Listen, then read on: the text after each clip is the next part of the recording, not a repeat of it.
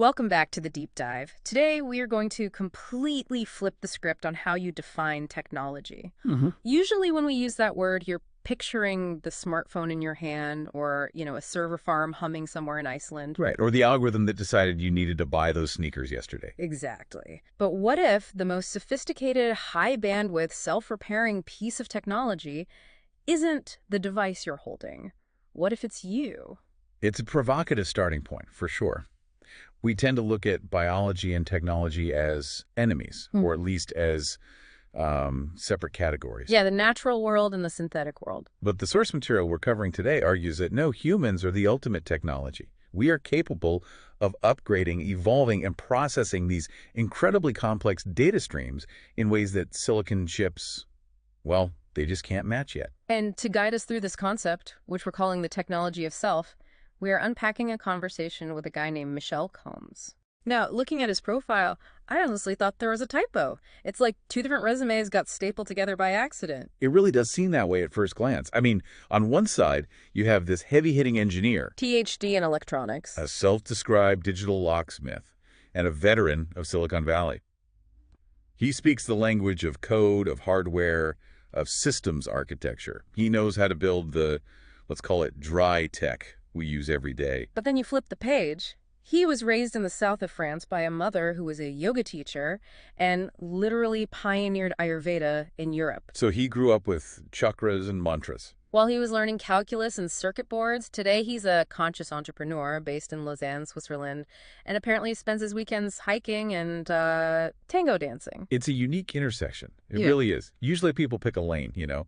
You're either the skeptical engineer or you're the spiritual seeker. Right. Combs is attempting to be the bridge.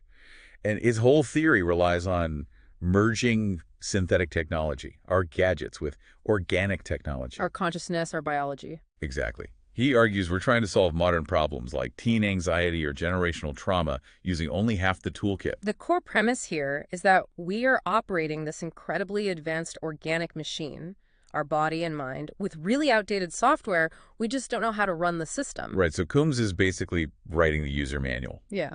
And he approaches it like a systems engineer debugging a network. Yeah. He doesn't see anxiety just as an emotion.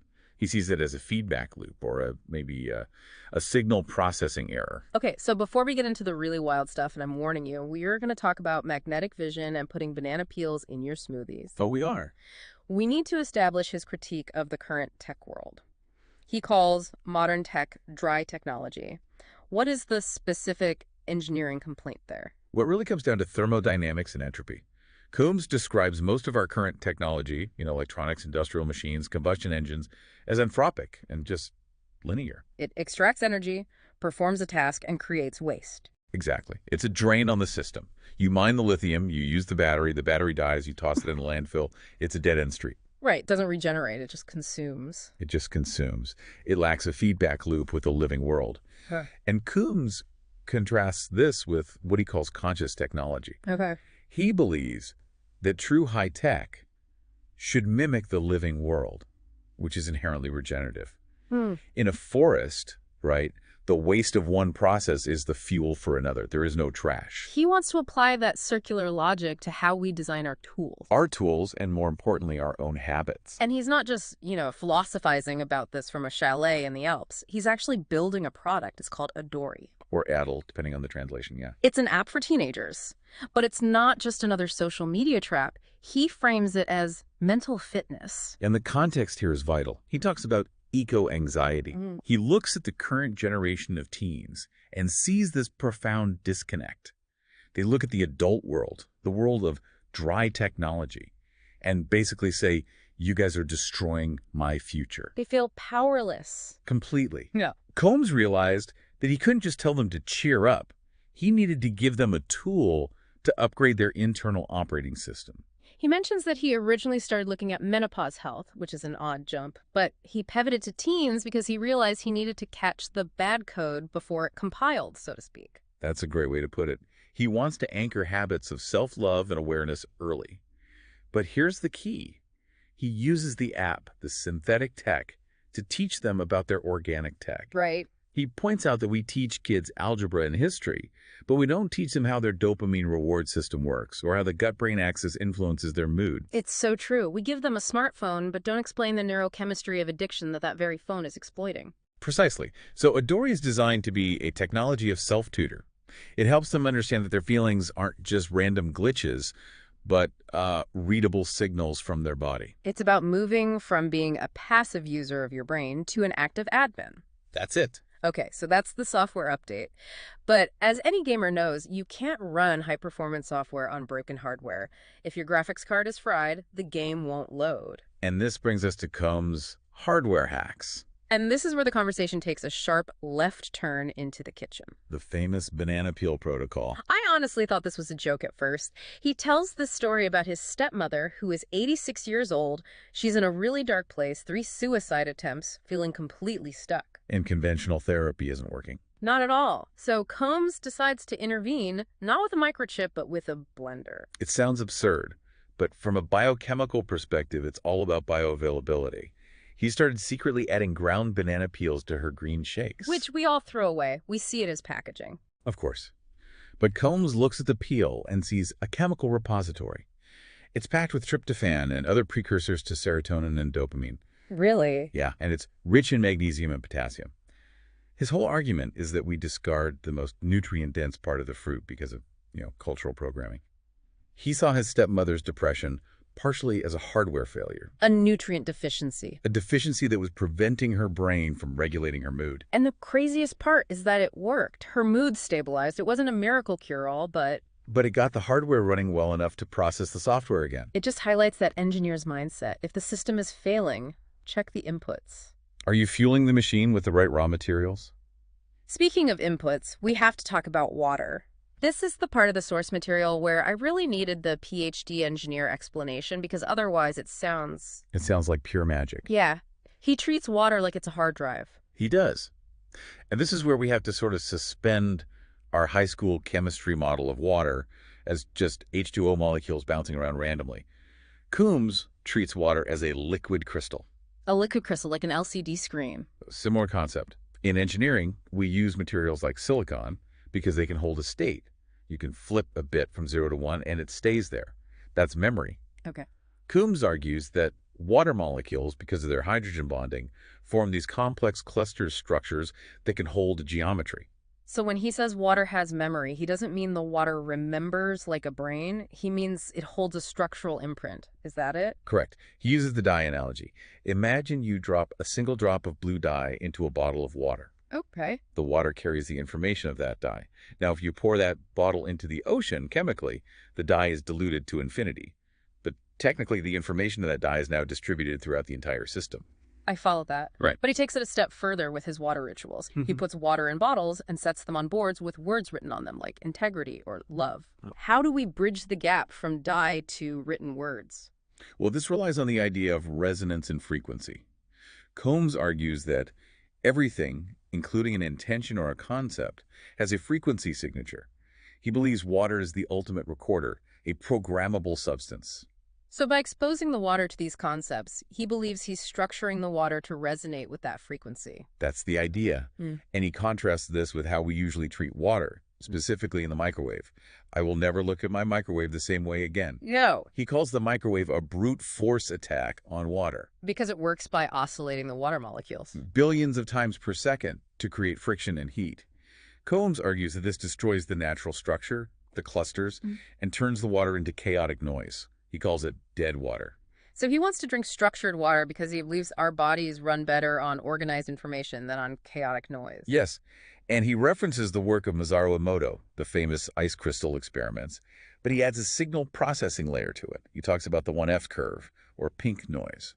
Yeah, explain this. He says nature is beautiful because of math. Essentially, yeah. In signal processing, white noise is random static. It's harsh. A pure tone is too orderly. It's boring. Pink noise, or 1F, is right in the middle. The Goldilocks zone. It is. It's a fractal balance between order and chaos. It's the sound of rain, the pattern of a coastline, the rhythm of a heartbeat. Combs explains that our brains evolved to recognize this 1F pattern as safety or life. So when water is structured naturally, it aligns with this curve. And when we drink it or look at a beautiful landscape, our internal systems sync up with that frequency. We are literally tuning our receiver to the broadcast frequency of nature. That metaphor of the body as a receiver is perfect for this next part, because Coombs claims we're picking up way more than just water structure. He says we're walking around recording magnetic fields and we don't even know it. This is one of those hidden in plain sight biological facts. We know that birds navigate using magnetic fields. They have a protein in their eyes called cryptochrome. And we have it too. We do. It's in the human retina. And the leading theory on how this works is actually quantum mechanical. It involves radical pairs of electrons that are entangled. Wait. So we have quantum sensors in our eyes. We have a quantum compass, yes. Combs points out that biologically the hardware is installed, we are sensing the magnetic field. But our conscious brain, the user interface, it filters it out. Because we don't use it to migrate south for the winter. Exactly. It's deemed unnecessary data. But his point is that just because the conscious mind ignores it doesn't mean the system isn't recording it. The subconscious, the operating system, is logging all that data. All of it. Yeah. It's recording the magnetic environment, the emotional environment, everything. He calls the brain a magic recorder. It never stops writing to the disk. He even extends this to how we interact with other people. He talks about the small dance. Yeah, this comes from his twin brother, who's an osteopath. The small dance refers to the micro movements our bodies make constantly just to maintain balance. When you stand in a room with someone else, you aren't just looking at them. Your body is reading their micro sway, their breathing pattern, their tension. So it's a peer-to-peer connection that happens below the level of conversation. It's high bandwidth data transfer. We are downloading the state of the other person. Are they safe? Are they stressed? Before we even say hello, Combs calls this a global humanity knowledge database. Wow. We are all networked together through these subtle physical signals. This view of the human as this relentless recording device is fascinating, but it leads to a really heavy realization. If we are recording everything, we've been recording for a lot longer than we think. And this brings us to the grandmother hypothesis. This is the part where the biology creates a kind of timeline paradox. Okay, I want to slow this down because when I read this in the notes, I had to stop and count on my fingers. Yeah. Let's walk through it. So, a woman is born with all the eggs she will ever have. All of them. And those eggs are formed when she is a fetus. Okay. So my mother created the egg that became me while she was a fetus. Right. And where was she when she was a fetus? She was inside her mother, my grandmother, specifically around the 5th month of my grandmother's pregnancy. So wait, that means the physical cell that became me was present inside your grandmother's womb. You, or the cellular starter kit for you, were physically there.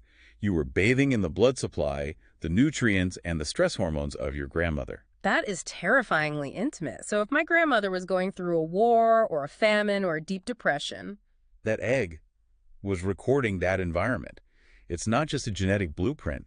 It's a biological memory. It's data transfer. That's how Combs argues that trauma or resilience is passed down. It's not mystical. You are running legacy code that was written 2 generations ago. Legacy code. That is exactly what it is. It's like buying a new computer and finding out it has a bunch of old enterprise software pre-installed that you can't delete. Exactly. And this is where Combs' own story comes in. He talks about his lineage, strong Italian women, and oppressed men, as he puts it. He realized he was playing out a script of conflict between masculine and feminine energies that he didn't write. It was the grandmother code running in the background. So, as the engineer of his own self, how does he debug that? You can't exactly format the hard drive. You can't delete the file, but you can change how the program executes. Combs says the key is observation. He uses a bit of quantum phrasing here. Observation collapses the wave. What does he mean by that in a practical sense? He means the moment you consciously identify the pattern. Oh, I am feeling angry right now, not because of this situation, but because I am replaying my grandmother's fear. You stop the automatic execution? You interrupt the loop. You move the process from the subconscious, the background, to the conscious, the foreground. You become the admin. You say, I see this code. It's obsolete. I'm choosing not to run it. That is the technology of self. It's using your consciousness, your intention, to override the default settings of your biology. It really reframes the whole idea of free will. We might have less free will than we think regarding what programs are installed. But we have total agency over which ones we choose to execute. And that's the empowering takeaway, isn't it? We aren't victims of our history or our hardware. We are just uneducated users. Combs is saying, learn the machine, understand the sensors, feed it the right fuel, even if it's banana peels, and rewrite the software. It's a lot to process. We've gone from teen apps to liquid crystals to grandmother eggs, but it all hangs together under this one idea. That we need to stop treating ourselves like dry machines and start treating ourselves like living, resonant technology. And the so what for the listener is pretty direct. Information is everywhere. It's in the water you drink, the fields you walk through, and the cells you inherited. You can either let that information drive you on autopilot, or you can take the wheel. We are the ultimate technology, and we're finally bothering to read the manual. It's about time. I want to leave you with a final thought to chew on, something that really stuck with me from Combs' work. If your cells were physically present during your grandmother's toughest moments, and your body is basically a walking hard drive recording your daily environment right now, what old programs are you running today that you never actually chose? And more importantly, do you have the courage to open up the code and rewrite them? That is the question. Thanks for diving deep with us. We'll catch you on the next one.